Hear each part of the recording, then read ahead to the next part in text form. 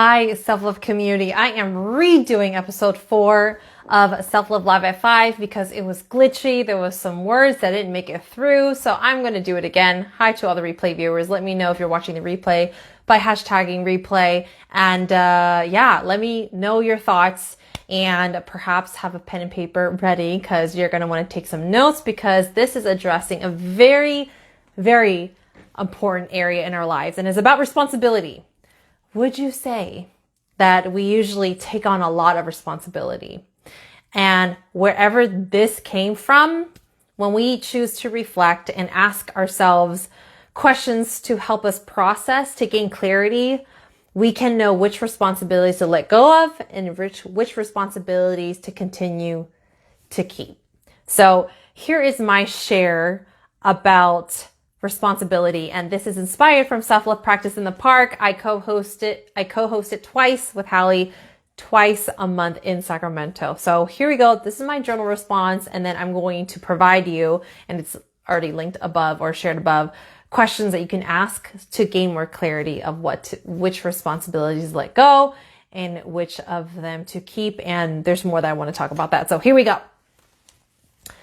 My happiness, peace, and purpose is my responsibility to fulfill, and also my safety. From that place, when I have the space, I can take on the role of support. To save people is not my responsibility. To support is a part of my purpose, which is embedded in my responsibility to fulfill. It's not my job to save my family. It is a part of my purpose to support them with the space created from my self-love journey that provides and creates the happiness, peace, and purpose in my life. And then I asked myself a deeper question about why is it that a part of me does want to save people? And I'm going to refer to my inner child. Why does my inner child want to save people? 1, she has a caring and compassionate heart. 2, she didn't know yet about boundaries and self-love. So then I drew this picture, and you can draw this out for yourself too. I basically have a circle in the middle of the page that says, inside of the circle, it says, my happiness, peace, purpose, safe space. And then I drew a heart inside of this circle because it starts from my self-love practices, which creates these states in my life: happiness, peace, purpose, and also a safe space for myself. And when we practice self-love, meaning showing up to a healthy outlet to express, more space is created from within. And the more that we heal, the more that we release, process, we're able to expand the space from within, making room for more energy to support other people that we love and care about in our lives. So I drew kind of like a spiral of like energy spiraling out from the center of this diagram. And I put around this diagram family, friendships, my partner, community. And then the community is an extra layer from that because the closer people are obviously family, friends that are like family, and then my partner. They're all kind of like in the same layer here. And then the extra layer beyond that is community. And then the extra layer beyond that, I just put beyond. And I drew lines radiating out of that center because it is felt from other people as you continue to cultivate this energy that's from the self-love. And then my takeaway from this experience of expressing this self-love practice in the park is, as long as my happiness, peace, purpose, and my safe space are fulfilled by me, I will have the space and energy to decipher what's worth taking on or not. And this is related to commitments that I say yes to, opportunities that come my way or people asking me perhaps to take more responsibility and be a part of something. When we have the space, we can ask ourselves questions like, here are the questions that I was talking about. So here are questions to ask to decide and process more, to let it go, or to create space for it. Hi, Smiley. Hi, Mua. Okay, so first question that you can ask yourself with a certain responsibility is, how is this responsibility hurting or invading my happiness, peace, purpose, or safe space? Right? If it's hurting it a lot, that is a sign to let this responsibility go. Second question that you can ask yourself is, how is this responsibility creating happiness, peace, purpose, and a safe space for me? Right? If it is, perhaps that is a responsibility that you keep for yourself. And I added an extra talking area here. If you are still feeling unsure about a certain responsibility because it is important to you, but at the same time, there is stress associated with it.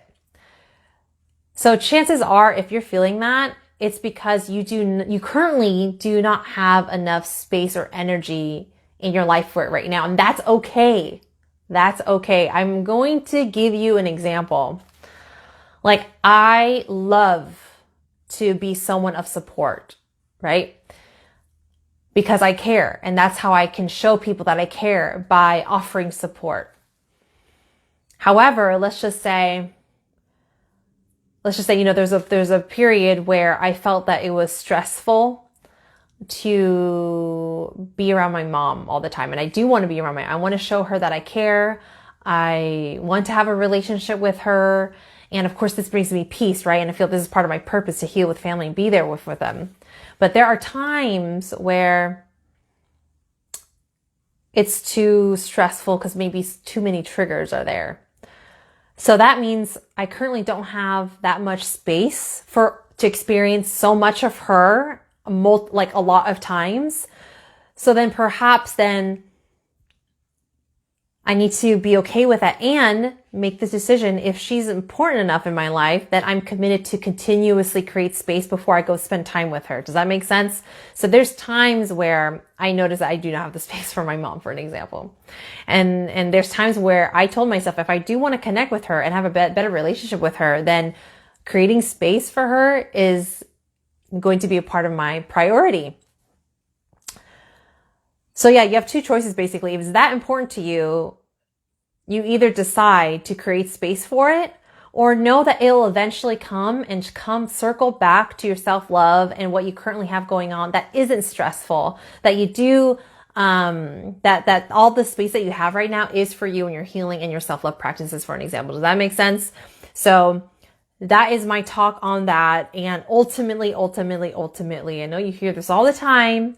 I'm here to remind and continuously share this message of self-love. A lot of people have different definitions, different relationships. When I think about self-love, what it looks like for them, for myself and sharing this message of self-love, it is a practice. And this is when the actual experience of creating space happens, is when self-love is about showing up to a healthy outlet. As simple as that. This creates more space for you to process your emotions, your mental pains, spiritual pains, physical pains, and also financial pains. It takes care of all those 5 areas for you. You can imagine how much energy and wonderful space that can only build a better relationship with other people when you continuously get into the practice of self-love on a daily basis. This is when people say, all starts with you. How is the relationship with yourself? It's going to dictate the type of relationships that you have with other people. So just know it really starts in that center right there. And I know it's easier said than done because we feel pain from not being able to save everyone. And I know this personally because I am continuously processing my pains with my brother, for an example, right? My actions immediately after when my brother went to the hospital was to save him, trying to save him. And this was bringing me more anxiety. So I needed to check myself. I said, okay, I do still want to show up for him, but I need to revisit of how I'm showing up to him. So I realized it was because I was wearing the hat of trying to save versus I'm here to support. I'm here to work on myself, make sure I have enough space so that I can have the energy to continuously support him and my family the best that I can. And when we notice that we don't have enough space for it, it's okay. Because the more that you focus on yourself, that space will come for you to show for other people. So a lot of healing work here, a lot of inner child healing, healing here, perhaps a lot of trauma, opportunities here to heal that. Because where is all of these ideas coming from that you must be this way or else you're not a good person? So I will end it on that. Thank you so much for watching. No glitches this time. So I will delete the other one and I will leave this on for the live. So again, I am here every Sunday. Self-love at 5 o'clock. Right now it's not 5, but this is a redo. Again, Self-Love Live at 5 is every Sunday. This is new. This is only the 4th episode. This gives us a chance to connect. So if you would like to connect, save on your calendar, 5 p.m. Pacific Standard Time. I will be live in this self-love community only. And if you have any suggestions or any requests, any topics that you want me to cover, but I will cover a different area that's related to the self-love journey every single week. Okay? Thank you for watching. Sending you so much love. Lots of hugs. Hi, Mua. Good seeing you on here. And hi to anyone else that's watching the replay. And stay tuned. Read what else I posted for self-love opportunities that are becoming available this month.